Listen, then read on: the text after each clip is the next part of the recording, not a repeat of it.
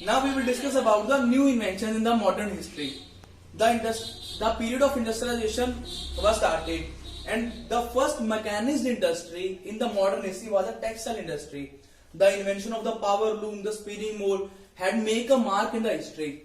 By this, they are making a surplus amount to sell in the other countries and cutting the cost of all the products. The invention of the steam engine by James Watt also made a mark. It helps in transportation of the goods at a very cheap prices, and the bulk amount can be transferred from one place to another. Now, when this all started, the trade union start forming. The main work of the trade union was to get cheap raw material and to sell the surplus amount into the other countries. Firstly, the East India Company was set up in England. It was set up in 1600 by a charter signed by Queen Elizabeth I. Secondly, the Dutch East India Company in 1662 and the French East India Company in 1664. The main functions of all these companies was to search the East to get cheaper raw material and to sell the surplus in the countries. Now, from this aspect, we come to the colonialization and the imperialism. Now, what do we mean by colonialization? The companies mainly acquire some states and make their colonies in them. The main meaning of colonialization is the process of acquiring colonies is called colonialization.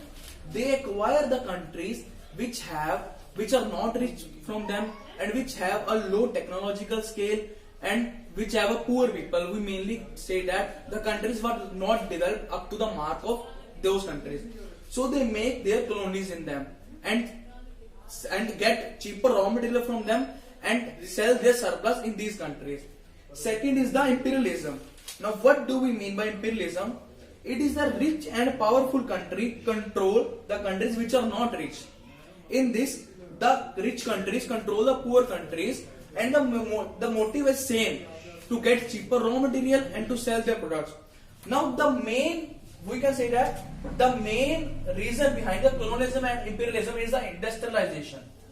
Because of the industrialization, they have to sell their products to other countries and they have to get cheaper raw materials. So the main reason behind the colonialism and imperialism is the industrialization. Now, I think capitalism also include in this. Now, what is capitalism? Before industrialization, it comes to capitalism.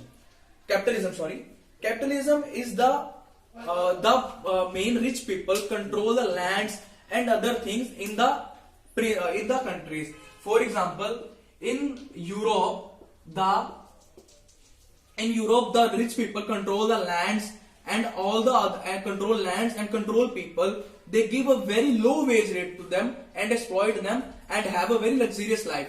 But after industrialization, when the industrialization came, the workers start getting good pay in the industries, and also the land they are controlling for agriculture or any other work is used by the industries so as to produce the other material.